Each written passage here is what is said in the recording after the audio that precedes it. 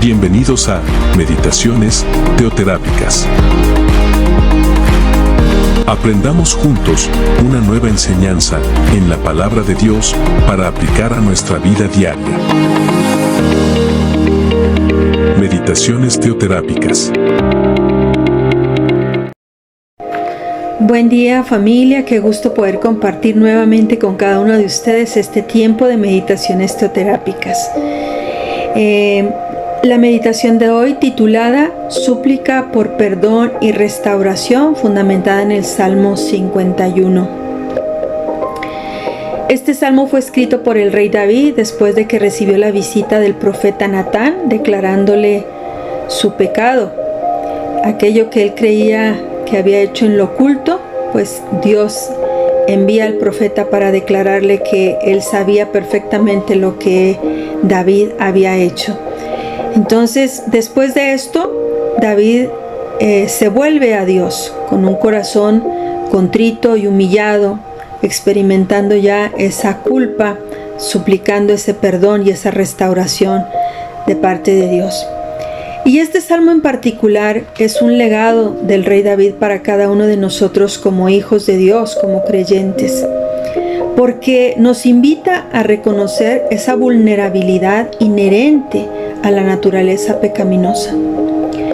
Si no trabajamos en ella, si no trabajamos en nuestras debilidades, eso se puede convertir, como vulgarmente se dice, como una piedra en el zapato, y puede traer estancamiento y puede romper, quebrar ese caminar con Dios, ¿sí? Puede ser un tropiezo para nuestra vida cristiana.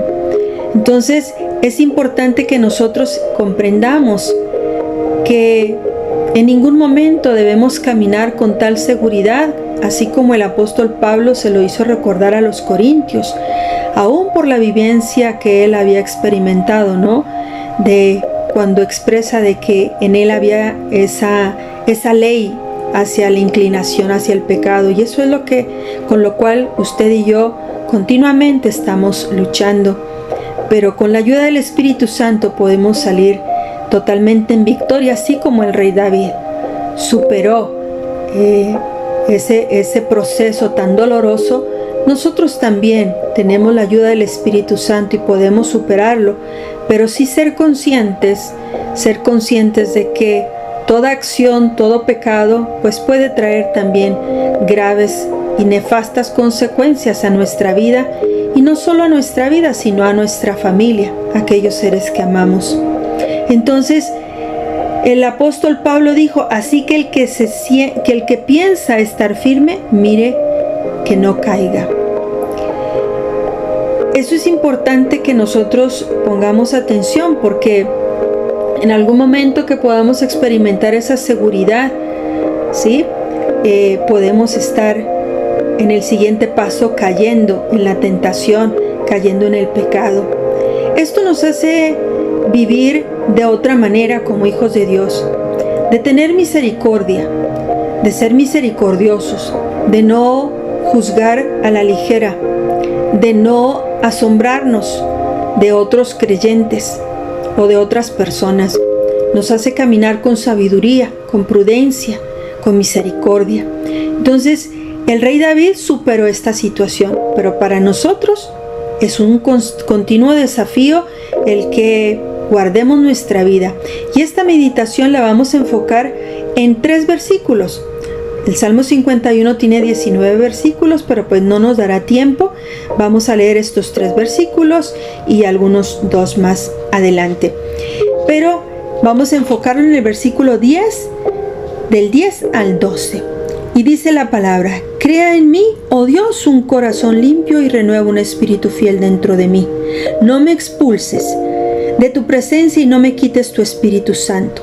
Restaura en mí la alegría de tu salvación y haz que esté dispuesto a obedecerte. Era un clamor, una petición, algo que el rey David sabía que solamente con la ayuda de Dios podía lograr. Un corazón limpio. O sea, qué tremendo cuando usted ha caminado con Dios de una manera genuina, sincera, con limpieza, con nobleza en el corazón, y que un pecado le llene de sentimientos de suciedad, de culpa. Y mire qué tremendo, porque Él dice: crea en mí un corazón limpio, porque sabe, una de las consecuencias que trae el pecado en nuestra vida es que dejamos de ver a Dios. Por allá en el Evangelio de San Mateo 5:8 dice: bienaventurados los limpios de corazón, porque ellos verán a Dios. Entonces, cuando hay pecado, se deja de ver a Dios y se empieza a nublar la vista, a entenebrecer la mente, el corazón. Y en el versículo 11 le dice: no me expulses de tu presencia y no me quites tu Espíritu Santo. Esto me hacía entender y comprender que hoy tenemos acceso al Espíritu Santo de una forma directa. Solamente basta que usted lo invoque y Él estará ahí. Dice que Él está presto para ayudarnos en cualquier circunstancia que nosotros lo necesitemos. El hecho de pensar, de que el rey David pensara que el Espíritu Santo ya no iba a estar con él, y en la antigüedad el Espíritu Santo no estaba dispuesto para todas las personas, solamente para aquellos que Dios elegía. Y hoy usted y yo tenemos esa gran bendición de tener al Santo Espíritu de Dios en nosotros, con nosotros, y aún podemos también manifestarlo a través de nuestra vida. Y dice en el versículo 12: restaura en mí la alegría de tu salvación y haz que esté dispuesto a obedecerte.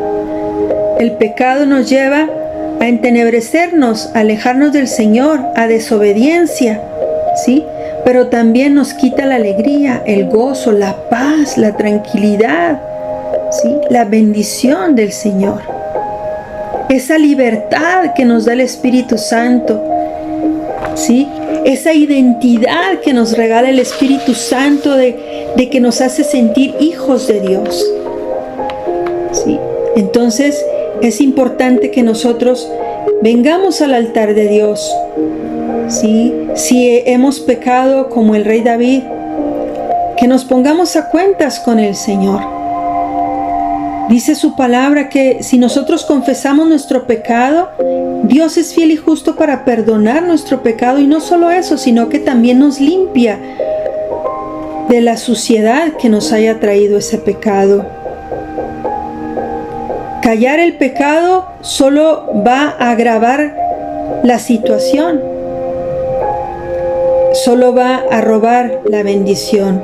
Entonces, acerquémonos al trono de la gracia del Señor, pero con corazones dispuestos, con corazones limpios, con corazones quebrantados, con corazones, como dice, dispuestos para obedecer, para dejar el pecado atrás, para dejar las actitudes, para dejar las debilidades, los malos hábitos atrás. Vamos a cerrar con el versículo 16 y 17 para ver lo que realmente le agrada a Dios y lo que el rey David comprendió, entendió, que no se trataba de hacer, sino de ser. Y dice en el versículo 16: tú no deseas sacrificios, de lo contrario te ofrecería uno. Tampoco quieres una ofrenda quemada. El sacrificio que sí deseas es un espíritu quebrantado. Tú no rechazarás un corazón arrepentido y quebrantado, oh Dios. ¡Qué maravilloso! ¿Sabe por qué?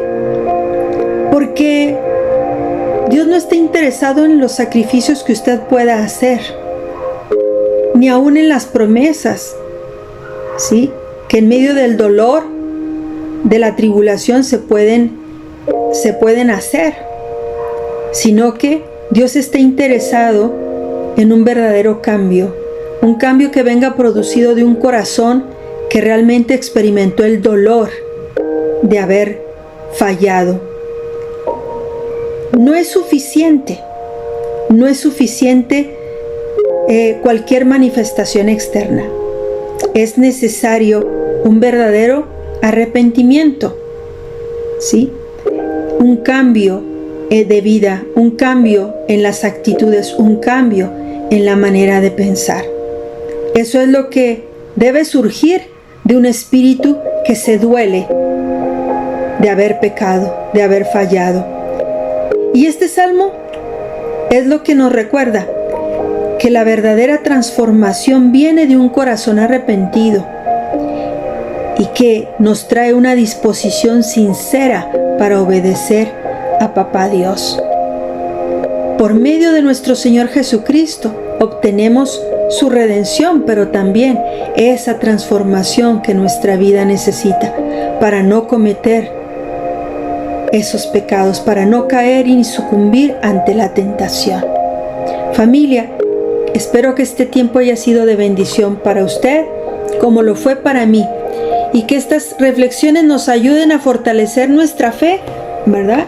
Y que vayamos al corazón de Dios, que es el único capaz de poder restaurar y perdonar todo pecado, volver blanco todo pecado.